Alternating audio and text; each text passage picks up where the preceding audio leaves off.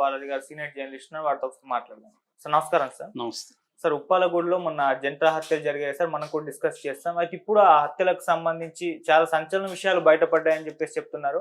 మరి ఎటువంటి అంశాలు ఇప్పుడు ఈ కేసులో బయటపడ్డాయి? మరి ఏం జరిగింది సార్ అప్పుడు?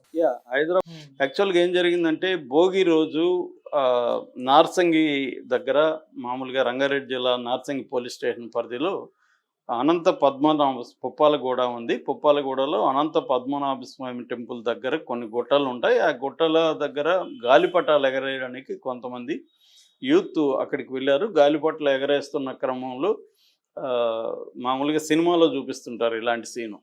అంటే ఒక గాలిపటం ఎక్కడ ఎగిరి పడితే వాడు వెళ్ళి అక్కడికి తీసుకురావడానికి పోతే అక్కడ ఒక శవం ఉండడం, అలాగే సినిమాటిక్గానే ఉంది ఇది. సో అబ్బాయి గాలిపటం కోసం అక్కడికి వెళ్తే అక్కడ శవం కనబడింది. దాంతో వచ్చే అబ్బాయి ఫ్రెండ్స్కి చెప్పాడు. వాళ్ళందరూ కలిసి ఇమీడియట్గా అక్కడ నుంచి ఫోన్లో 100కి పోలీసులకు ఫోన్ చేశారు.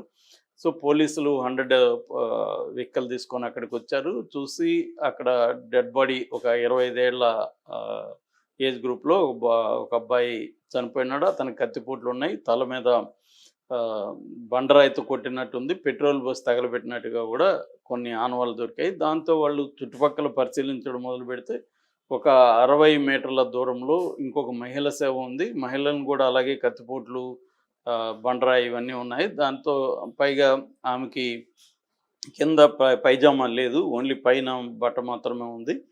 సో దీంతో వాళ్ళు వాళ్ళకి నార్సింగ్ పోలీస్ స్టేషన్ వాళ్ళకి 100 పోలీసులు ఇన్ఫార్మ్ చేశారు. దాంతో వాళ్ళు ఇక్కడికి క్లూస్ టీమ్ని, డాగ్ స్క్వాడ్ని తీసుకొచ్చారు. మొత్తం పరిశీలించారు, శవాల్ని తీసుకెళ్లారు. ఆ ఫోన్లు అవన్నీ చూస్తే ఈ అమ్మాయి పేరు బిందు అని, ఈ అమ్మాయిది ఛత్తీస్గఢ్ అని, తను ప్రజెంట్ ఎల్బీ నగర్లో ఉంటుంది. తనకు 2 పిల్లలు అనేది తెలిసింది. దాని తర్వాత ఈ అబ్బాయిని చూస్తే ఈ అబ్బాయి అంకిత్ సాకేత్ అని, ఇతను నానక్రమగూడలో హౌస్ కీపర్గా పనిచేస్తున్నాడని తెలిసింది.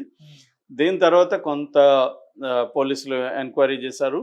ఎంక్వైరీ చేస్తే ఈ అమ్మాయికి ఈ అంకిత్ సాకేత్కి గతంలో అఫేర్ ఏర్పడింది. నానక్రమగూడలో ఒకప్పుడు ఉన్నారు వాళ్ళు కూడా. ఏర్పడినాక వాళ్ళ భర్త, ఈ బిందు భర్త ఈ విషయం తెలిసి ఈ అమ్మాయి వాళ్ళ కుటుంబాన్ని దానేమంటారు మన వనస్థలిపురానికి మార్చేశారు.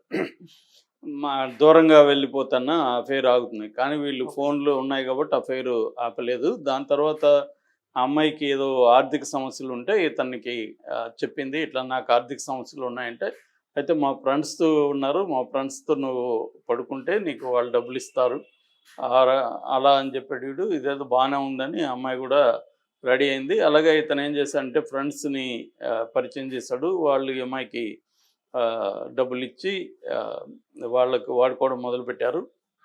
ఈ క్రమంలో ఈ అంకిత్ వాళ్ళ ఫ్రెండ్ రాహుల్ అని ఒకడు ఉన్నాడు. వాడు కూడా మధ్యప్రదేశ్, అతను నానక్రమగూడలో ఉంటాడు. సో జనవరి 11వ తేదీ రాహుల్ దగ్గరికి అమ్మాయిని తీసుకెళ్ళాడు. జనవరి 8వ తేదీ తీసుకెళ్తే అబ్బాయి అమ్మాయితో వీడియో తీస్తానని చెప్పాడు. బట్ ఆ అమ్మాయి వీడియో తీయడానికి నేను ఒప్పుకోనని చెప్పింది. అలాగే వాళ్ళిద్దరి మధ్య ఘర్షణ వచ్చింది. సో ఆ ఘర్షణలో నుంచి అమ్మాయి తన బాయ్ ఫ్రెండ్ ఎవరైతే ఉన్నాడో అంకిత్కి చెప్పింది, ఇలాగ రాహుల్ నన్ను వీడియో తీయడానికి ట్రై చేసి నన్నుతో గొడవపడ్డాడు, నన్ను తిడుతున్నాడు అని చెప్పి ఈ అబ్బాయి కూడా రాహుల్తో గొడవపడ్డాడు. అమ్మాయికి ఇష్టం లేకుండా నువ్వు ఎందుకు వీడియో తీస్తావు అది ఇదని గొడవపడ్డాడు. సో ఈ క్రమంలో రాహుల్ ఏంటంటే వీళ్ళిద్దరి మీద కోపం పెంచుకొని ఒక ప్లాన్ వేశాడు. అదేంటంటే వీళ్ళిద్దరిని కూడా చంపేయాలని అతను ప్లాన్ చేశాడు. ఆ ప్లాన్ ప్రకారం అతను ఒక్కడి వల్ల కాదు కాబట్టి అతనికి ఆల్రెడీ మధ్యప్రదేశ్ సింధీ జిల్లా ఉంది. ఆ సింధీ జిల్లా నుంచి ఇక్కడ పనిచేసే ఒక ఇద్దరిని రాజ్ కుమార్, సుఖేంద్ర కుమార్ అనే ఒక ఇద్దరిని కాంటాక్ట్ చేశాడు. వాళ్ళిద్దరు కూడా ఇలాంటి కార్యక్రమాలు చేసేవాళ్ళే అనమాట. సో వాళ్ళిద్దరిని కాంటాక్ట్ చేసి వీళ్ళకి ప్లాన్ వేసుకున్నారు. అదేంటంటే జనవరి 11వ తేదీ వీళ్ళిద్దరిని పిలిచారు. ఇలాగ తీసుకురా అమ్మాయికి, వేరే ఫ్రెండ్స్ ఉన్నారు, వాళ్ళు కావాలంటున్నారంటే ఈ అబ్బాయి కలిసి వచ్చారు. వచ్చిన తర్వాత సరదాగా మనం మందు కొడదాము అక్కడ గుట్టల్లో కానీ వీళ్ళు ముగ్గురు వాళ్ళకి 5 మంది అక్కడికి వెళ్ళారు. సో ఈ క్రమంలో ఏంటంటే ఈ సుఖేంద్ర యాదవ్ ఈ అమ్మాయిని తీసుకొని పక్కకి వెళ్ళాడు. అమ్మాయికి డబ్బులు ఇచ్చి అమ్మాయిని తీసుకొని పక్కకి వెళ్ళాడు. వీళ్ళు ముగ్గురు అంటే ఈ రాహుల్, తర్వాత రాజ్ కుమార్, తర్వాత ఈ అబ్బాయి అంకిత్ వీళ్ళు ముగ్గురు ఒక దగ్గర మందు కొడుతుంటే ఈ రాహుల్ అండ్ రాజ్ కుమార్ ఇద్దరు కలిసి అతని కత్తులతో పొడవడానికి ట్రై చేసినప్పుడు అతను పెనుగులాడాడు. ఆ క్రమంలో వీళ్ళిద్దరికి కూడా గాయాలైన మొత్తానికి అతన్ని చంపేయగలిగారు. ఇద్దరు కలిసి చంపేసి అతను బండరాయితో కొట్టి కిరోసిన్ బస్సు కూడా తగలబెట్టడానికి ట్రై చేశారు. ఈ లోపల అది చేసేసినాక ఇక్కడికి వచ్చారు. ఆల్రెడీ ఈ అబ్బాయి ఆ అమ్మాయితో చేసేసాడు. చేసిన తర్వాత వీళ్ళు వచ్చి బిందును కూడా అదేవిధంగా కత్తితో పొడిచి చంపేశారు. ముగ్గురు కలిసి తర్వాత మధ్యప్రదేశ్కి వాళ్ళ ఓన్ విలేజ్కి పారిపోయారు. సో ఇదంతా కూడా ట్రేస్ చేసి పట్టుకోవడానికి చాలా టైం పట్టింది వీళ్ళకి. ఎందుకంటే వీళ్ళిద్దరూ చనిపోయారు కాబట్టి ఇక్కడికి ఎందుకు తీసుకొచ్చాడు, వాళ్ళు ఎవరు, అదంతా కూడా తెలియదు. సో దాని తర్వాత ఫోన్ నెంబర్స్ ట్రాక్ చేయడం, సీసీటీవీలో ఫుటేజ్ని పరిశీలించడం, దీనికంత టైం పట్టింది ఆ ఏరియాలో. ఎందుకంటే ఆ ప్లేస్లో సీసీటీవీలు ఏమి లేవు. దగ్గరగా ఉన్న అక్కడికి వెళ్ళే మార్గాల్లో ఉన్న సీసీటీవీలు అన్ని ఫుటేజ్ అంతా పరిశీలించి డౌట్ఫుల్గా ఉన్న వీళ్ళ ఇద్దరు దేంట్లో రికార్డ్ అయినారు అవన్నీ చూసుకోవడం, వాళ్ళతో కూడా ఎవరు వెళ్ళారు, ఇవన్నీ కూడా చేయాల్సి వచ్చింది. అక్కడ ఈ అబ్బాయిది అంకిత్ బైక్ కూడా దొరికింది. సో వీళ్ళిద్దరి డీటెయిల్స్ అయితే ఇమీడియట్గా పట్టుకున్నారు, కానీ హంతకుల డీటెయిల్స్ పట్టుకోవడానికి టైం పట్టింది. ఒకసారి పట్టుకున్న తర్వాత టెక్నికల్గా ఇవాళ అడ్వాన్స్ ఉంది కాబట్టి ఆ ఫోన్లు ట్రాక్ చేశారు. అట్లాగే లొకేషన్ని ఫైండ్ అవుట్ చేశారు ఫోన్ ద్వారా. వాళ్ళైతే స్విచ్ ఆఫ్ చేశారు ఫోన్లు. స్విచ్ ఆఫ్ చేసినా కూడా ఫోన్ టవర్స్ ఏ టవర్స్లో ఉంది ఏంటి అనేది. పైగా వీళ్ళు మధ్యప్రదేశ్ కాబట్టి వీళ్ళ ఫ్రెండ్ సర్కిల్, మిగతా వాళ్ళు కూడా వీళ్ళ ఫ్రెండ్ సర్కిల్ ఉన్నారు. వాళ్ళని పట్టుకున్నారు. వాళ్ళని పట్టుకొని ఇది వీళ్ళది ఏ జిల్లా ఏంటి అనేది డీటెయిల్స్ కనుక్కొని సిజీ జిల్లాకి ఒక టీం వెళ్ళారు.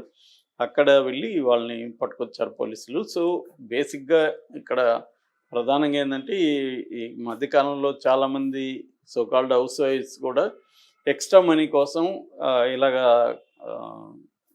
కాల్ గర్ల్స్ లాగా ఉండడం అనేది జరుగుతుంది.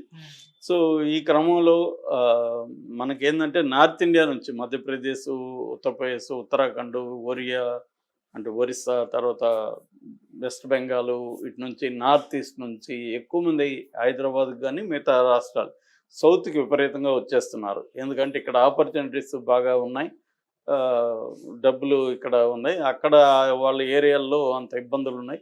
అందుకని ఇక్కడికి వచ్చేసి వాళ్ళ సంఖ్య ఎక్కువైంది. వాళ్ళు వచ్చిన తర్వాత వాళ్ళ మధ్య క్రైమ్ కూడా ఎక్కువ పెరుగుతుంది. మామూలుగానే మనకి నార్త్ ఇండియాలో క్రైమ్ రేట్ బలంగానే ఉంటుంది. సో అది ఆ కల్చర్ ఇక్కడ కూడా. నిజానికి ఇది పెద్ద ఇష్యూ కాదు. అమ్మాయిని వీడియో తీయాలనుకున్నాడు, అమ్మాయికి ఇష్టం లేదు, దాన్ని వదిలేసి ఉండొచ్చు. కానీ దానికోసం ఒక వీడియోకి ఒప్పుకోలేదని